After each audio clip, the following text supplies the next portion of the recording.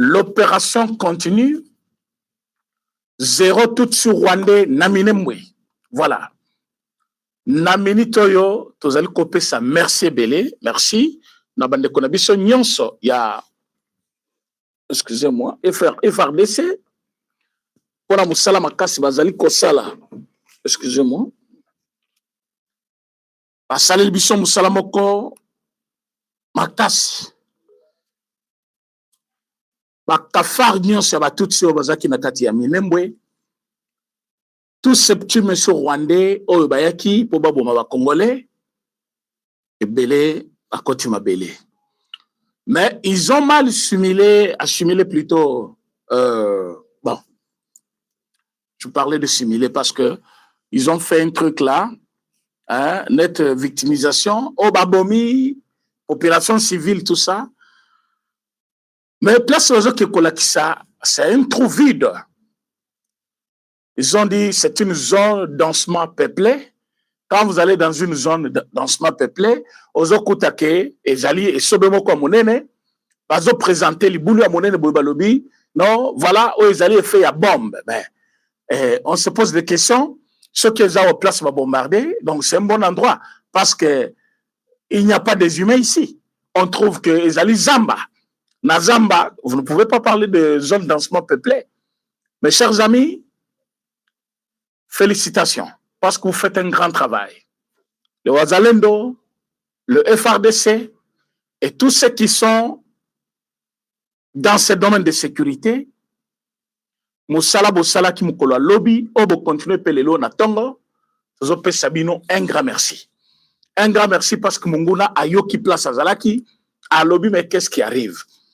C'est dans ce cadre-là que ba oba mona ki bitumbe komi makasi, ba epoba ko ravitailler bango photo bomoni tocheli bino bakati ya miniature nazali ko lakisa bino yango awa photo wana ezali photo ya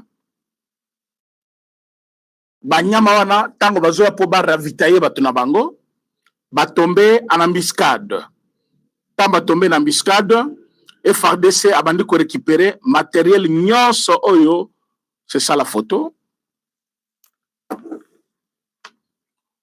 C'est la photo tokati tochelmino na na miniature. Vous allez comment? Voilà nyon ces ali ba munitions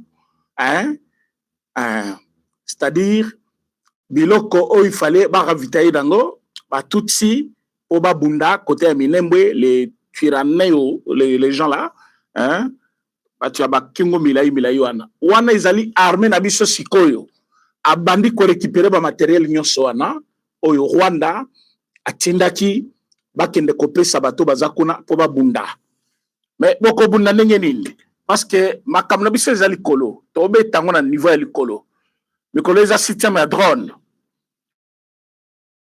donner le mot d'ordre on ne recule pas eza drone kaka ezo beta to leke beti to leke donc ça je ne pense pas que vous allez égaler ça avec bosoto bozeli ko salawa ya ba minduki ya mike bozeli ko lekisa wana.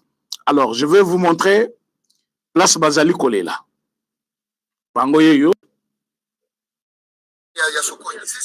ba Rwandais bazolela la place balobi ke il y a eu bombardement ya Sukhoi 25 est bombardé wapi yo zone dansement peuplé pala libulu ba la kisabiso ate bembe moko ezawana te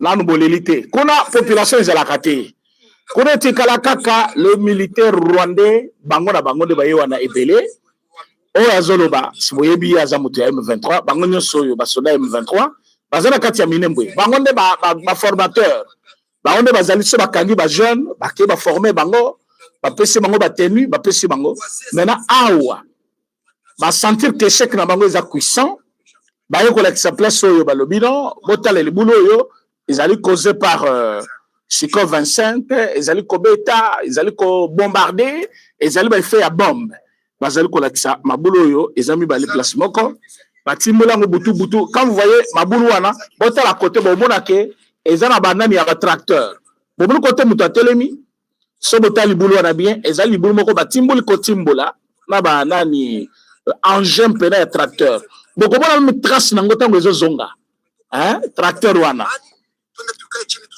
botala place moto atelemi botala juste à gauche na ye bokomona ndenge tracteur wana ezongaki nzela mobimba eza wana ezolakisa.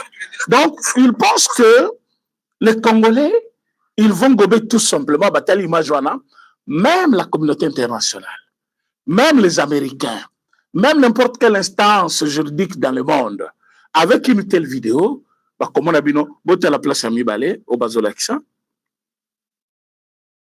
toujours de même personne là, bah, Mibale, c'est la même vidéo presque, mais voilà. Et il y a 2 jours, et ils ont essayé de bombarder na Minembwe. Ils ont essayé de bombarder na Minembwe. Mais ils ont essayé de bombarder Minembwe. Quand ils ont bombardé Minembwe, plutôt nani Uvira, ils ont envoyé des bombes, des drones dans le rang de FRDC. Il y a aussi des victimes. Il y a même la population civile là-bas. Mais nous, on n'est plus dans cette étape-là, il y a collé là. Parce que nous avons des fosses communes. Nous avons des fosses communes na Uvira. Na Kingakati, on va découvrir la fosse commune Moussous. Na Kingakati, je vous dis. Na Kingakati, samedi. La fosse commune avec Mitu ya Batunakati. Awa, premier en encele. Mais, vide. Oh, si 25 abeti, ce n'est que le début. Vous n'avez pas encore vécu les choses. Vous allez vivre le spectacle. Parce que, type Nabiso na za pilote wana, na banani ya ba drone, bato baza na centre de commandement ya ba drone. Je vous dis que c'est parmi le rare soldat que nous avons au Congo actuellement. Bato bazo bet avec précision, dans so batindi balobi, beta kakao, kaka place balobi wana. Et ils ont ciblé les soldats Tutsi rwandais au bazaki na Minembwe. Je vous dis ndenge bazole la boye. Bomo nango kapo azole ba na vidéo te, bazana mai na misu. Ba perdre ba soda et belé parce qu'ils ne veulent pas dire le nombre et le nani quoi le vrai chiffre ya bato ba kofi parce que solo biango bota la mère de ville ya Goma. Il a essayé de dire que non, le Rwandais sont en train de se retirer de tous les villages conformément à la recommandation des États-Unis. Mais il a été limogé. Il a perdu son job parce qu'il a dit.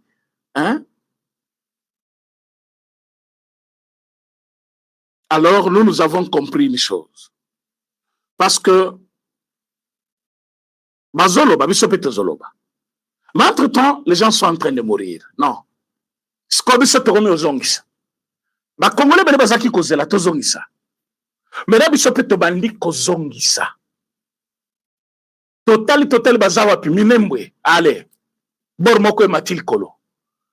Bokole la mikolo nyonso. Les 23 qui m'écoutent là, qui sont là, parce que erobose boche déjà, ba yusina bozo tchana ba bafle, obola nangai. Awa na zolo bana bino boye. Mikolo yo nous ata toza na Doha, na Suisse côté Tokyo, parce que Doha a été délocalisé vers Suisse à cause de Bitouma. Tozali ko bisabino ke frappe autobandi et kolanda bino na ba site nyonso bino bozali. Et site ya suka ekozala ndakunanga zolala. Kabila Figoma, pourquoi? La réunion oyo basali ya 2e congrès bake kosala ngona Kigali. Est-ce que vous bien? Poser la question à n'importe quel communicant, il y a sauvons le Congo. Oh, il faut bango baloba, sauvons le Rwanda d'abord. Mais bah, il faut sauver le Congo. Vous savez qu'ils ont fait exprès de ne pas communiquer l'endroit où s'est déroulé le 2e congrès d'Abango, juste parce que ça ne va pas passer dans l'opinion. C'est parce que les Congolais vont trouver ça très mal. Et bah, Congolais, bazo déjà bango mabe ko banda nyoso basala ka Congo na o bazali ko continue ko sala mutumbo tan libela bango baya koyoka keno réunion ya liboso, congrès ya liboso na bango basali na Kenya, oyo ya mibale siko bakena na Kigali. Pourquoi ils ne sont pas rentrés na niveau ya Kenya? Oh, ba infiltré bango, oh bazoluka Kabila. Basali réunion wana na niveau ya Rwanda, Kigali. Bazali koko sabato, oh, dete da nani, Kenya, tozaki boy. Omoni liboso, babengi saki ba journaliste belé. Cette fois-ci, babengi bibika pingate. Azaka mutula bango, na lobita ko mutula mutu alungwe kuna, azaka mutula bango. Babengi sinanite koma pero o mutu ya malade ndeke. Babengi siete. Babengi si ba média nyo sebele nenge babenga kité. Ils ont fait cette réunion là. Basala ngonet na katimini batubaye bate, ils n'ont pas communiqué nenge basala kil boso Kabila kosala. Omona kia bazo embrouiller bato, oh, Kabila va retourner bientôt. Ndo zoka bazaki koboma information pour ba s'intéresser te, baye bazo sala eloko wana wapi. Basali yango na Kigali. Tango basili se loko wana, c'est là où que oyonani Djongo avant kufa ifatu bela. Djongo asimbi mutu. Djongo a vu presque cabinet mobimba ya Paul Kagame. Baye babandi kopesa bango ba directive. Baye bisi bango ndenge ezali awa. Soki kaka changer constitution wana donc tobebi na biso. Comment mobiliser à Kinshasa? Siko bango na ba nani oyo nani Vemba. Même si baza kuna pona nzala, même si baza kuna parce que mité beti bango, mais quelque part bayebi secret que Congo c'est le nôtre. Mais là ba mituni balobi mais c'est vrai lui tu n'avais pas contre Tshisekedi, mais tout ça ça n'apparaît pas clair. On dirait trop travailler pour le Rwanda. Ah, c'est maintenant que vous vous posez des questions. Oui, bien, vous tapez si biso, makambo binomi balé, bozoloba entre vous. Bon, na kofunda été parce que, azana na musala kuna, il faut appeler sa biso ba information. Alobi, babandi kopota na bango, jusqu'à ce que Makele le commis par Kabila. Bazu bango en otage. Bavandi bango 48 heures, plutôt 24 heures.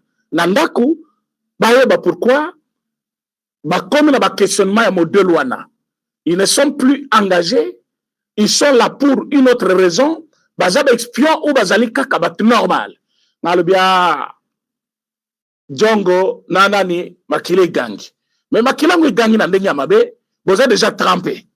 Bon comprendre maintenant que tout ce Kabila fait c'est pour aider Paul Kagame et azam mon habitinda Paul Kagame.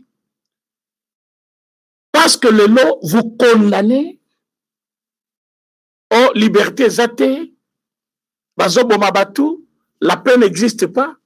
Mais celui qui dénonce la paix aujourd'hui, qui dénonce qu'il n'y a pas la paix, avant d'acquis dans la même ville où sont torturés les Congolais, où sont tués les Congolais, dans une ville où les femmes, les enfants,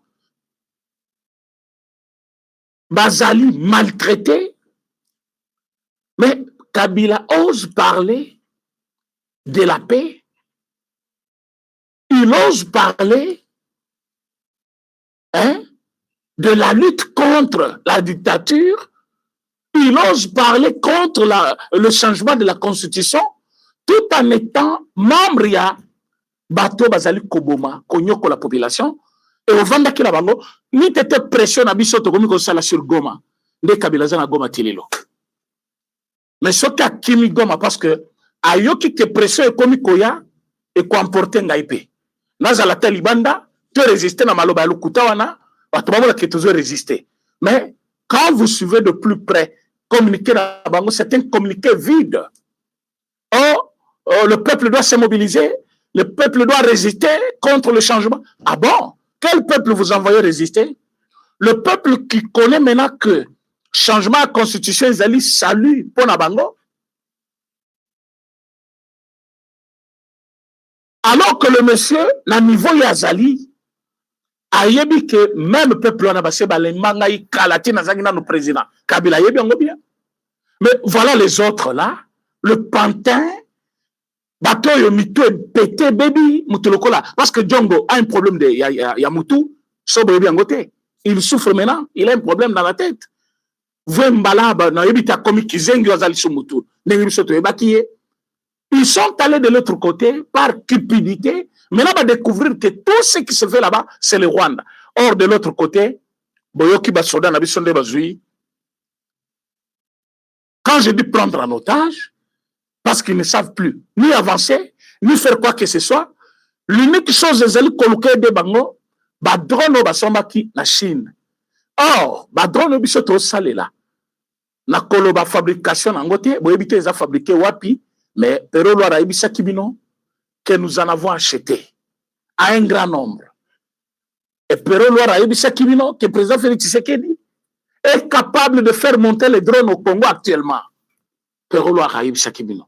Et je suis en train de vous dire que celui qui avait sous-estimé le président Félix Tshisekedi, aujourd'hui, il est en train de voir clair maintenant que non, Tobana Oboya Moubali Pena, il y a solo, où il fallait si ça, Bitumbo na Kabila. Regardez ce qui se passe là.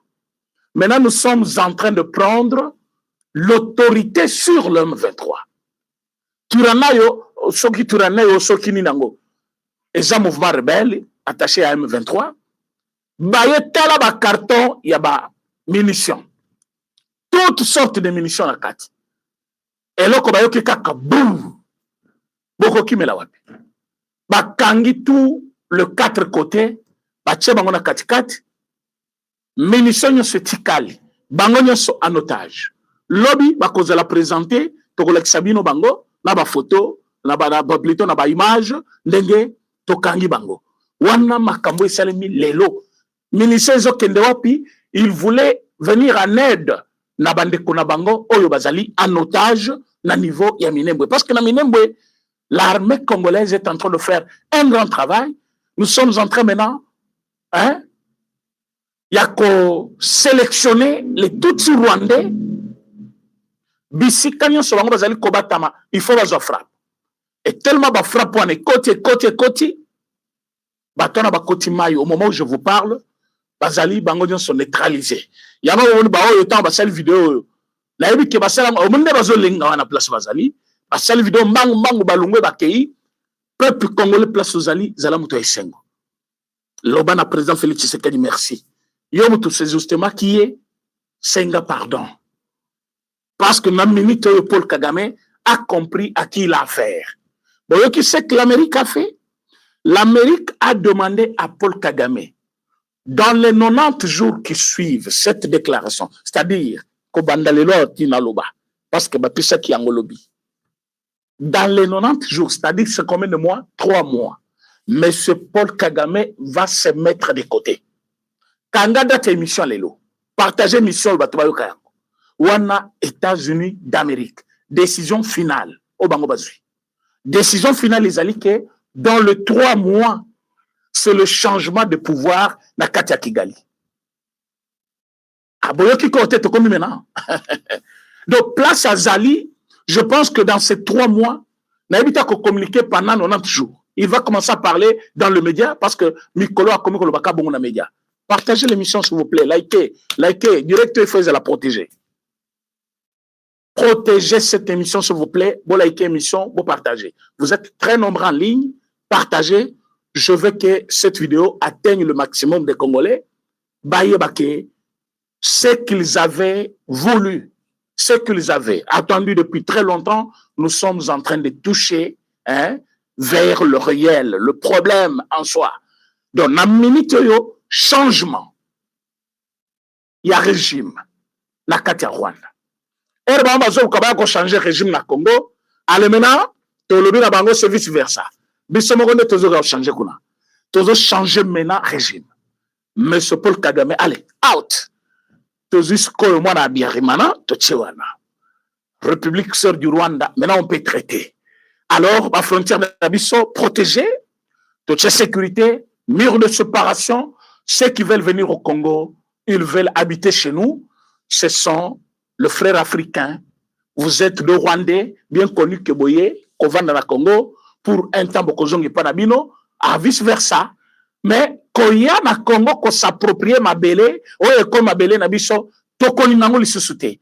Alors, là, avec un nouveau président, moi, Nabi Arimana, Biso to Bisibino Tokochaït, Bomona ki na Kinshasa. Oui. Tokocha yekuna. Yende mutoza la président. Mais ce Paul Kagame, c'est fini déjà pour lui. C'est fini pour lui. Tala ba munition comme ikotinda wana. Bomona photo na Alexibino wana. C'est ça munition Paul Kagame a comme ikotinda. Mais comme akuna ndengene na minembo moto peli, tozali ko contrôler espace aérien mobimba. Alors que bango bayebisaki biso, balobi, ils ont détruit le centre de commandement des drones à niveau ya Kisangani. Alors rien ne peut se faire parce que bazu contrôle aérien. Rwanda. Nabatunaye obazaki na Goma. Lelo sikoyo, ils viennent dire oh bomoni siko 25 kayebeti zone d'ancement peuplée. J'ai montré cette image là bomoni yango. Dites-moi où est-ce que vous avez vu des personnes ici? Est-ce qu'il y a des personnes ici? Place batelemi na wapi bato? Mabulu nyoso mibalo bazolakisa wana.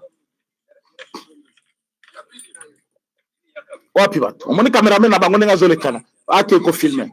Tala libulu batimboli bien na tracteur. Tala minu ya pa ou ya tracteur ndenge sala. Bomoni yango? Yango wana. Zela tracteur ekendaki yango na babeli ya rouge bozomona. Aventurier ya Rwandais Nyamazoba. Donc, bateau yotala, botala, bangwana. Ba Rwandais. Hein? Vous voyez ça? Ah.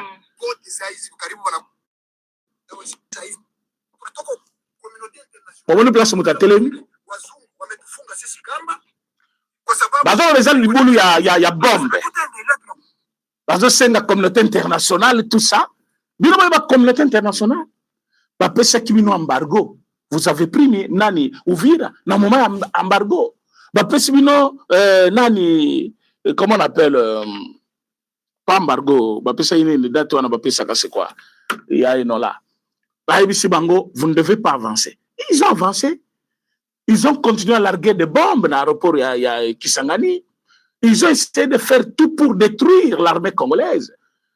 Et comme ça n'a pas réussi, allez, balobi sikoyo non communauté internationale ya hotel abiso likamoyo ye tiseke ya lingi kimiate tala makamozo sala koto. Mais biso skoto bisi bango likamoyo ce n'est plus nous. Vous avez maintenant affaire aux Américains. Namona ki ba congolais de mauvaise qualité. Ba sepel balobi Donald Trump azolungwa balobi bazolungole na États-Unis. Bino bozo zela ipona bango. Na yebisa kibino que nous n'avons pas un accord avec Donald Trump, non. Nous avons des accords avec les États-Unis d'Amérique. Nous avons signé d'un État contre un autre. Tango Kaikwamba, Madame Kaikwamba, ministre des Affaires étrangères, et Ndungire, ministre des Affaires étrangères de Rwanda, Baké ko présenter document na bango, na bureau Valia, monsieur, Donald Trump. Bon, maintenant, président Félix Tshisekedi. Non. Mais l'accord a commencé. L'accord était signé entre les deux États sans que le président ne soit là. Le président Bateine Koparafé. Mais l'accord était déjà signé entre les deux parties. Kaikwamba représentait le Congo. Entre-temps, le représentait aussi le président de la République. De l'autre côté, le Rwanda était représenté par le ministère des Affaires étrangères, par Ndungire et représentant de M. Paul Kagame aussi. Maintenant, président Tshisekedi et Paul Kagame, Bakeine Koparafé le même accord Rwanda, juste pour montrer et donner plus de légalité, nous, le président de ces deux pays, nous avons aussi signé. Et cette fois-ci, en présence de Donald Trump. Ça, c'est un accord avec le Rwanda. Les accords avec les Américains, ce n'est pas avec Trump qu'on a signé. C'était deux ministres congolais qui engageaient directement l'État congolais et le président de la République, Bango Bavandakina Donald Trump. Et il y avait des ministères qui signaient les accords selon les domaines. Il y a Moussalo et Kosalema. Alors, allez-y comprendre que Donald Trump Azala, à Kendenaye, nous avons déjà sauvé la RDC. Azala, à Kendenaye, le Rwanda était déjà affaibli. Donald Trump Azala, Azalate, ce problème est fini. Parce que tu es déjà acteur. La minute, vous avez convaincu, c'est Kabila qui est le problème. Vous voyez bien, bien. Au début, vous avez tâtonné, mais maintenant vous avez toutes les preuves. Le Lobaki Kosala, Congrès, souvent le Congo en Rwanda. Pourquoi vous avez Kenyate? Pourquoi vous avez Gomate? Pourquoi ba ke pototé? Et bon Congo baloba ke zambo karabiso est zabiso. Pourquoi ba ina ST? Ba yebi ke à n'importe quel moment armée congolaise peut surprendre. Et ils savent trop bien que côté Tozo Kenabango, c'est vers la fin. Et nous sommes à la fin de cette histoire de la guerre. Yango Tebisibino, Kabila avec Batunaye, Bakoki Kolobela Makamba changement de constitution. Ils ne sont pas des Congolais, ils ne sont plus même au Congo. Yé Azana rébellion Zoboma, Congolais, ya Goma, et lui parle de la constitution, il parle de la paix, il parle de violation des droits de l'homme. Il est avant de la Goma, Nabato Babumaka Congolais. Droit de l'homme isopi. Avant de la Goma, Nabato Baviolaka, Bafi, Basi à Congo, Bafi, Mama, Banamike, Baviolaka Bango, Namisunaï. Aucune condamnation. Est-ce que Kabila a condamné M23? Par contre, il y a Zoloba, revendication, il y a Paul Kagame, revendication, il y a M23, Naoyaye, Ezali Longo. Ezali même revendications. Et pour ces revendications-là, il faut Baboma, piller, torturer, violer les Congolais. Et lui ne peut pas condamner parce qu'il fait partie du jeu, il fait partie du système. Mais quelqu'un qui fait partie du système, il pense qu'aujourd'hui, il peut encore flatter les Congolais. Les Congolais peuvent céder facilement. Non, les Congolais ne vont pas céder facilement. Les Congolais vont céder les sous-soutés. Nous avons pris en otage tous les Tutsis rwandais qui sont à Minembwe aujourd'hui, avec des frappes réelles. Bazongi Panabango. Ce que vous avez dit, c'est pourtant, tout le monde a dit on a minute za frappe. Ba drone tomboki na ndenge a jeté. Surtout Joana Zali Kokumba o ya mwindu wana, tolo ba kombo na yawate. Ce monsieur-là, lui, quand il engage quand même à lobby, cible yango wana, kaka place wana de bazobeta. Et lelo, je pense que c'est une joie pour nous les Congolais. Oyo tozana nous na souci ya kimia na Congo, tozali ko sepela komona ke bango na pe na rama bango bazali kolela, bazali kokunda bibembe. Mais Rwanda mabe na ye alingi kolakisa bibembe te. Bibembe ze belé oyo bazokunda. Mais balingi kolakisa te. Mais nous on n'a pas le temps ya kokende kofouiner kuna poto to ba image wana te kolakisa bino, mais ce que vous devez savoir est que ils ont déjà perdu beaucoup, que ce soit na basoda na bango, na ba munitions na bango, na ba minuki na bango, confiance même ya peuple. Ils ont perdu. Bon, mon ndenge ba komi kolakisa biso, ba komi kotinda biso ba sek tape na bango à tout moment. Ils n'ont plus rien à faire pour que les Congolais bani bango. Les Congolais va découvrir que ce sont des aventuriers. Ba ekova na Goma wana. Bali ya kanabango ba mbala basala ka buzoba na bango bazo sala wana ba filmer batinda ka biso ba téléphone ba o ba vanda kimingi na zamba lokola ba nani wana ari maji bazongisi ba veste na zoto parce que akemba kitango ke kota ki rebellion wana ndenge safa zo kemba na minute boko ka safa kufi sobo ki safa kufi bobanga na binote sobo ki safa kufi bobanga te. Parce que lobby à l'agonie. Oui, à l'agonie. Beaucoup de lobby na tongo, tu peux suivre une information, ça fait koufi. Na minute, tu habites sur tongo, il y a le kotana. Oui, mais parce que bah, bazaka so ba yo kibiso te dénoncer, au mona ba melise jamba ebele, ba latisse veste moko bo ya chocolat, ba bimisi ya koloba. Mais ndenga za na tabimia ya koloba, tu habites ça pratique na bango. Moussana Bango, il y a qu'on prouver. Nous, on n'a rien à prouver. Nous sommes Lobaki, vous allez découvrir que Zabongo, les lots Kabila, à la kisi qu'il est rwandais, à qui ça la réunion sauvant le Congo, na Rwanda. Réunion wana ezali sauvant le Rwanda, sauver d'abord Rwanda de la dictature. Parce que les Rwandais vont comprendre. Maintenant, les Rwandais, ils vont se manabiso. Poto bengana Paul Kagame, Obazo Kimia. Paul Kagame, a tiki bango na ba conflit na ba pays voisins. Bah, éviter à n'importe quel moment, ça peut barder et le pays sera effacé sur la carte de l'Afrique. Parce que Congo Et Koki Kokendeti na Rwanda, c'est comme une province, il y a Congo, le Rwanda. Normalement, il faut que ça va comme na vraie boule pena. Il fait comme à pena province, il y a Congo. Pays musu soute ko s'accaparer na Rwanda. Bison des photos au pena Rwanda et comme à province, il y a Congo. Donc, na minute tozali, c'est ça les efforts que nous devons d'ailleurs conjuguer nous tous. Ce n'est pas au Rwanda de venir prendre Masisi, de prendre Rutshuru. C'est à nous de prendre Rwanda comme province. Et ça m'a belé nabiso. Quand vous regardez, vous voyez que ça continuité à Goma. Mais on a regretté que Moutoloko la Kabila a commis avant de Boyono. Moi, je suis congolais. Je suis congolais. Je suis congolais. Mes coloniaux sont sales na Congo. 18 ans presque, il y a rien.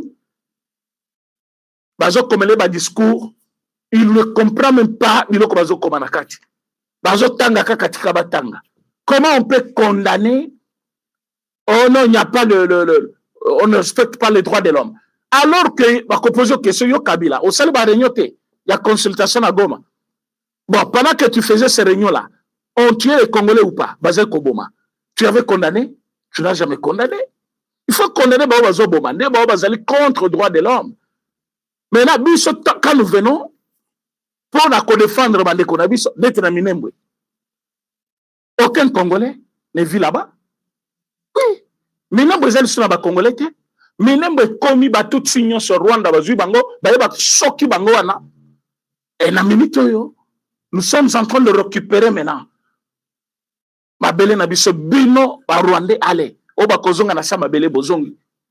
Ce qui peut plus en Bazola qui s'abazolo bakiza il y a drone na biso. Oh, ils a bombe. Mais je pense que ce maboulou a bongo et sami 3 et kokundata 200 personnes, 600 personnes à la minute. Mais on a batimboli bango boko pour pas se victimiser. Mais mon là ça comprendre nous avons des téléphones qui détectent même. Au moins les boulou nengi zawana. Bazo bisayo c'est construit à l'aide de ah, tu peux suivre une information. Donc, l'Iboulou a timbuli yango na tracteur. Donc, na minute on peut détecter. L'Iboulou bazo détecter yango. Au cas où ils étaient, bayebiso, zeto bakati yango na lichette, bakati yango na hache, ba forcer yango na mopepe. Zeto basali boy. À partir de téléphone. Ce n'est pas l'intelligence artificielle, mais il y a des possibilités, il y a de détecter makamwa. Et les lobango bayebiso l'Iboulou moko ya monene. À côté de la quatrième fois, Zindi, Azola Kisabiso, oh, bombe betakia. Bombe ce que beti, libuluka que timbwami kaka nenge salemiwana, et zo kende pena boye. Et puis libulu ngotali, mabele nyosu rouge, débris mon côté ya bombe za na kati. Et là comment ka kozi kate za na kati, bombe beti kaka, libulu ngotikala kaka kofunga bongo rouge, mabele kaka nenge batimbola kiwana. Vous blaguez avec les Congolais? Place biso tobeti za wadate. Côté tobeti nyo bozo la kisate. Ah oui, certainement, Tobeti kuna. Tobeti banani, batuti. Baza l'inescote ba la kisango parce que eko effrayé bande ko mususu, bande ko na bango mususu. Eko pesa panique na kana bango. Bola kisakote Musale Salemi kitok. Bango ba yibisa bino bakendaka kozwa ebembe ya nani ya comment il s'appelait ici? Waza ekolo Willy Ngoma. Bokola kisabiso place bazwa kakor. Tamba kenda kozwa. Bala kisate. Boyebi pourquoi balakisa te? Bayebi ke soki basoda na bango musu bamoni, so ibajwa ne tamboli, ezo bimisa faiblesse na bango, ezo bangisa baninga na bango mususu, ezo komisa bango ba faible, c'est comme ça. Donc ndenge bazawa na bayebi que nombre ya batu na bango bakufi ezo ebele. Mais ils ne peuvent pas montrer. Parce que bayebi sa biso otokena ko zo bembe ya nani ya Willy Ngoma, tokena kundango. Bokena ozongo journée. Bokona kango journée. Oh, c'est comme tous les soldats. Azaki soda, soba soda bakufi na bituma tokunda bango to le kaka. Objectif est to continuer na lutte. Tokola kisate lukuta. Net lelo sikoyo. Milelo na milelo. Oh, bazolo bomoni bazaba chef na bango metal ne bazolenga. Vraiment, communauté internationale. Bino, to se to bisaki bino, bilia kibino bikoki. Bosakana kina kabila bozoyo kana bosa ba aventure dabino fachayi ki ba aventure te fachayi avec décision à vivre penanya sur mabe basali Congo aille avec une décision je dois terminer ça ba congolais ba comprendre qui était baseki, bafini, banégligé. Les laissent comprendre. Ah, Zokezaki Ndeboy. Oh, il avait raison. Mais c'est en retard. Mais ce n'est pas tard encore parce que ensemble, on peut encore mieux faire. Comme vous comprendre que Fatih avait raison, alors, soyons tous derrière lui. Et là, quoi, notre constitution, changer yango malamoko, malamoko, malamoko. Tous les kalamakamusu, c'est important pour le pays. Tout le développement en Boka, tout en matière de sécurité, tout moko ya makasi, bakosa musala. Kinshasa est comme vraiment ville moko, oyo batinyo se bazolula, kimia, ville ya propreté, tout ce qu'on a ba estwana, comment exploiter minerai na biso pour que profiter na ba jeunes, ba autochtones. Comment bazotimula minerai ao. Il y a un garçon ici, alala kana itoko, azata na musi ya pamba mukebo ya kolala elaki. Alala kana sena mabele. Il est là, il n'a même pas un compte bancaire. Mais si mandak bazotimula ba minerai, il y a ba millions, ba milliards. Un jeune qui est là, sans emploi, il ne sait où commencer. Alors que les Rwandais, bazo toka, ba minerai, ba millions, bazo kenango. Ce sont ces inégalités-là que nous devons bannir. Il faut qu'il y ait un quota, tout gérer ce Komboka de manière équitable pour que ça profite à tout Congolais. Et pour cela, il faut commencer par le changement de la Constitution. Toute cette Constitution moko adaptée na ba réalité na biso. C'est ça qui doit être fait. Donc, tous les Congolais nyonso bazali kolanda biso partout dans le monde, ne soyez pas étonnés. Bakolela ba Rwandais, ce n'est que le début. Bakolela mingi. Bino watu bolobaki baza makasi, facha ko kabangote, kabela kuta zaki soda négocier ki, boyebi sa facha négocier. Ok, qu'on négocie. Facha avait compris ces gens. Il avait dit, je vais faire la guerre. Mais cette guerre que je vais faire, c'est une guerre à plusieurs dimensions. Kotoyo, a fongol le front. Oh, bao balingi koya na doa. Bolobi no boza M23 boyao. Na utinda délégation kuna. Ale Rwanda yo na ngai tokuta na kaka na États-Unis. Baki États-Unis. Bino sur terrain, boza besoin équipement nini. Ba drone tozo pesa, boito pesa. Ale bino front médiatique. Boyo baki oyo, let cardinal mbongwana, azamutu na bango. Donc ba front nyonso 4 fungami facho centre. Kotoyo, biso na ba mbongo wana. Total ici ba Congolais nyonso ti ba Congolais ba yeko comprendre a mbongo mutu ya Rwanda. Azali ko soutenir Paul Kagame. Ba to ba comprendre opposition ya kambongo ya Rwanda. Côté kuna na America lo biete ngai na ko servir sur intérêt ya bato eto. Bato mabe. Bazo appauvrir mboka mususu bazo boma batu pour ba côté kelanga minerai de sang et ko simbate. Moi je signe avec le Congo. De l'autre côté na Doha. Oh biso to linto gérer, ba biso maboko gérer le komo côté. Bo gérer Goma. Bino bozo banane pour gérer Goma. Oh poste de commandement nyonso ba pesa batutsi ponani. École moko ka na Congo bino batutsi. Bozo banani na Congo. Oh boni mona, ba tutsi c'est qui? Kafar. Tutsi c'est qui? Oh tutsi. Hein?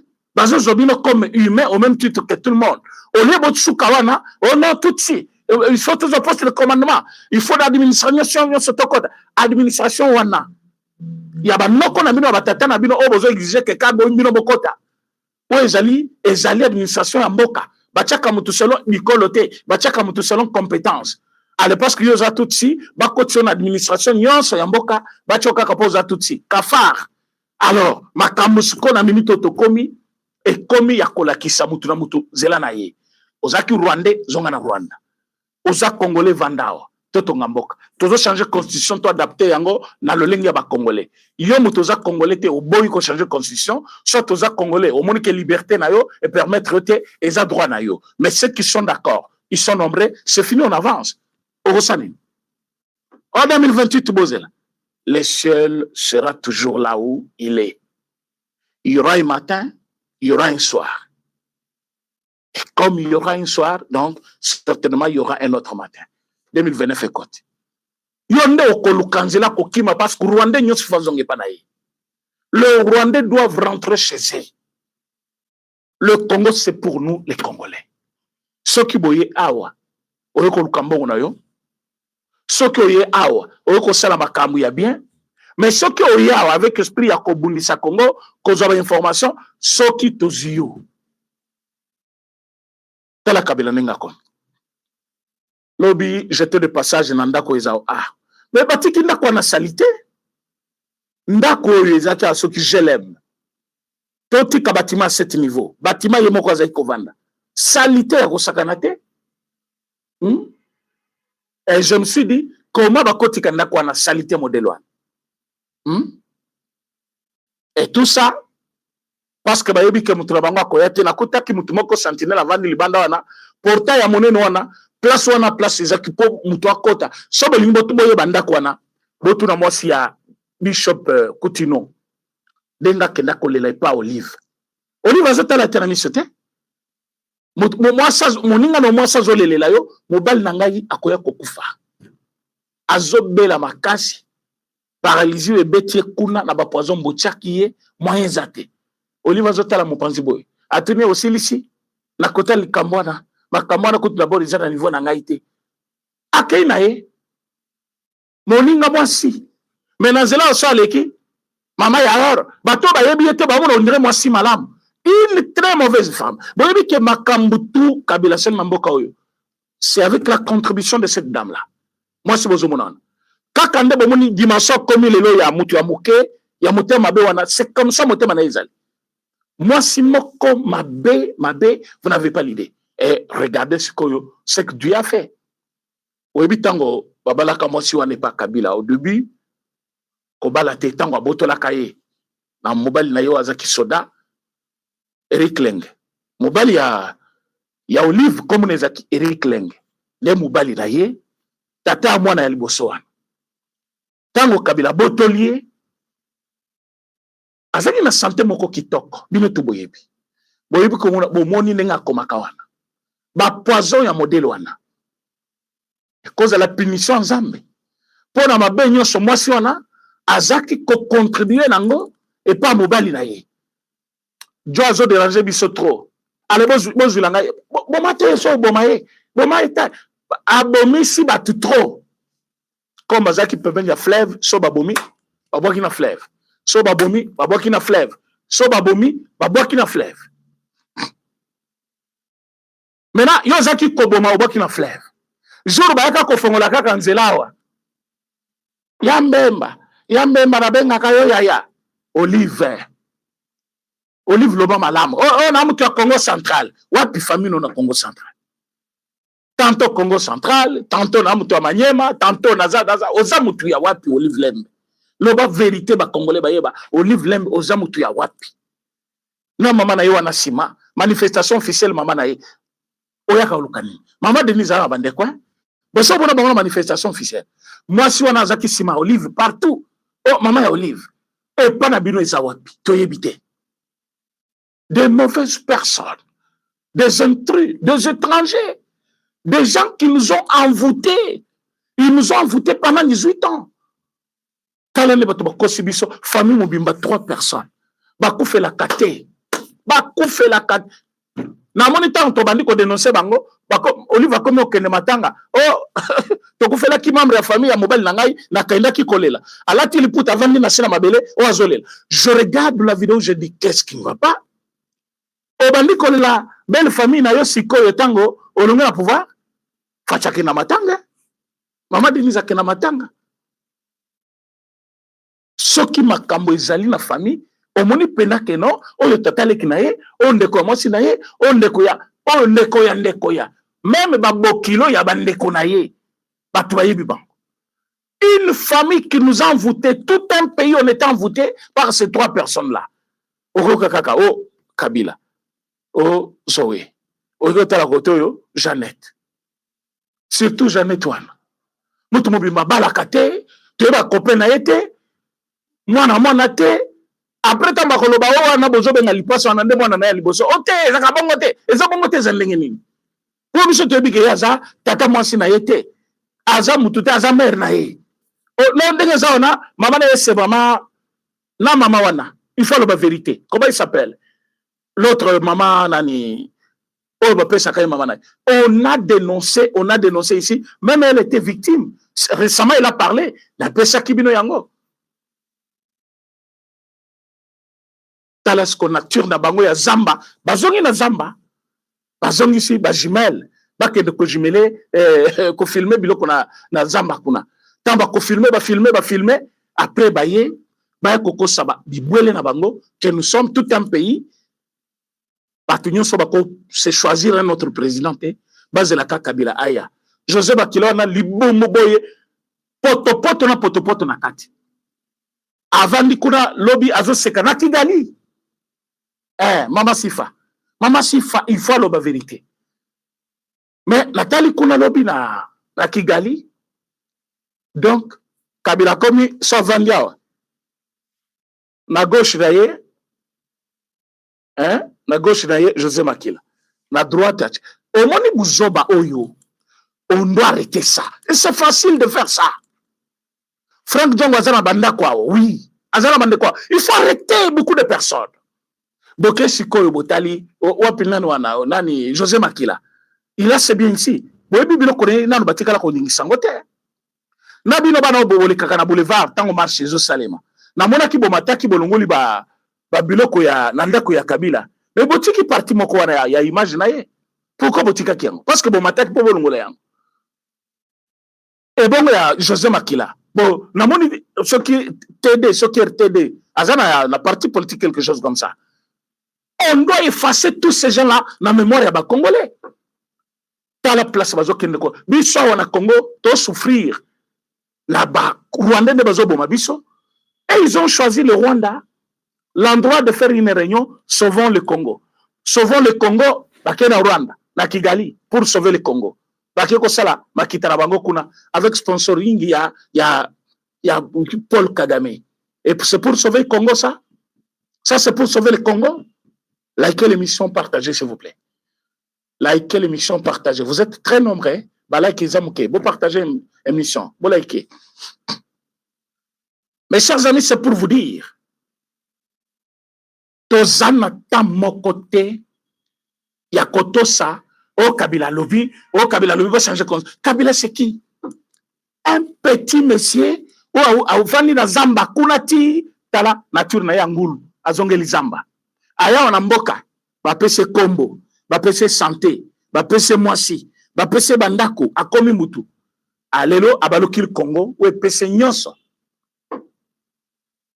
Kabila kota wama po azwa litama boye mais azaki mbange kota boye songe lokola mais Congo pese santé akomi na forme otali bo moni mutu atelemi wana Kabila wana telemi maboko evimbi Kabila wana telemi.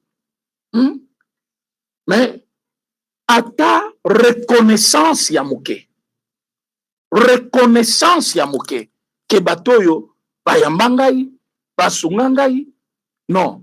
Un grand rancunier ce petit monsieur là. Mais tana omona Claude Vwemba telemi wana tiki minu libanda. Namoni Frank Djongo telemi wana. Namoni José Makila telemi wana. Na oyo Petit azaiki a motu soki ya lucha na moni kuna na ba lunette na ye. Attends, la photo est ici. Vous allez nous excuser.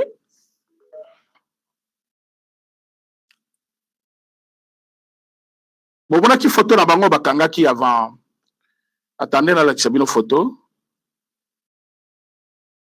Non mais batoyo eza kolokate batoyo bato bakei na Goma kuna na bake kosala pene réunion na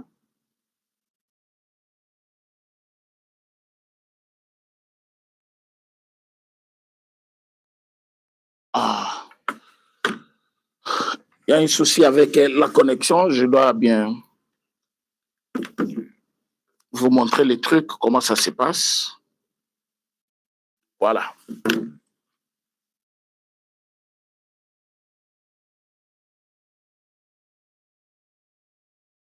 Bomoni photo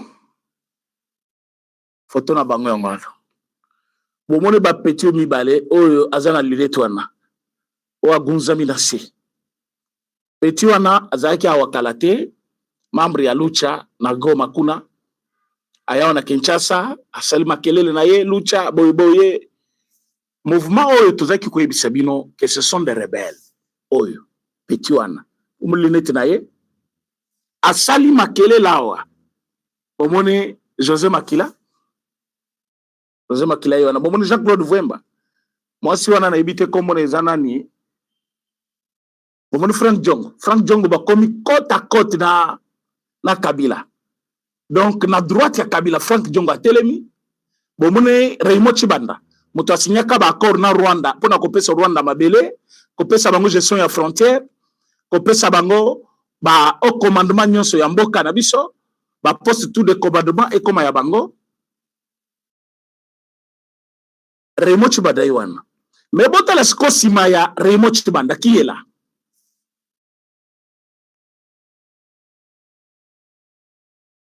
bomoni sima ya Raymond Chibanda moto atelemi wana entre Raymond Chibanda na Frank Diongo nana telemi wana Moïse Nyarugabu ye wana bomoni ye bomoni à côté ya Raymond Chibanda Mwilanya azali wana donc awa bozali na Frank Diongo Raymond Chibanda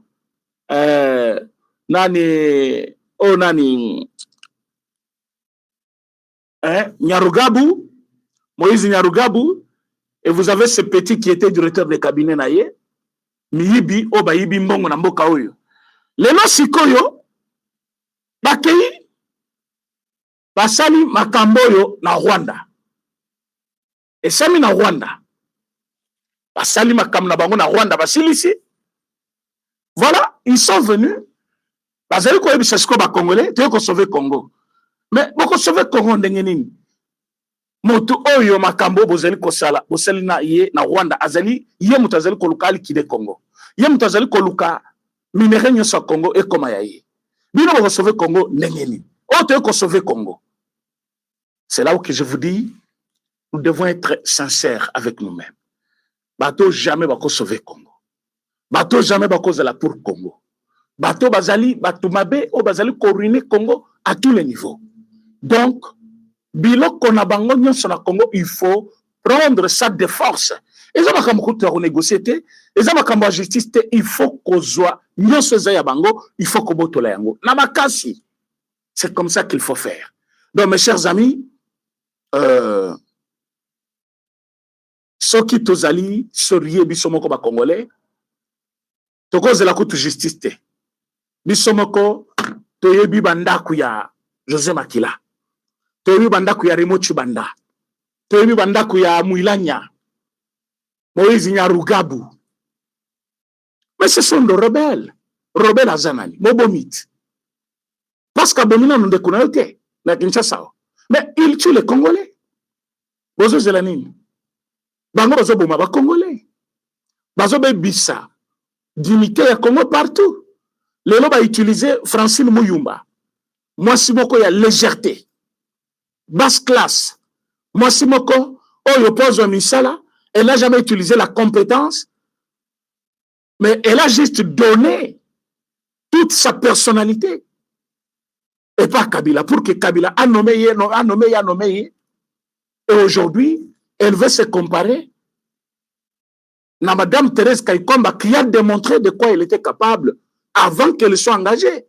Parce qu'elle avait déjà travaillé dans les organisations comme ONU avant d'être engagée ici au Congo en politique.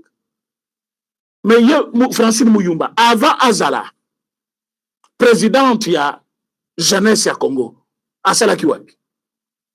Et pour être présidente de la jeunesse, il y a des critères. Il y a les cas de critères. Alors, les lorsque Azoloba, Azali Napoto, Azali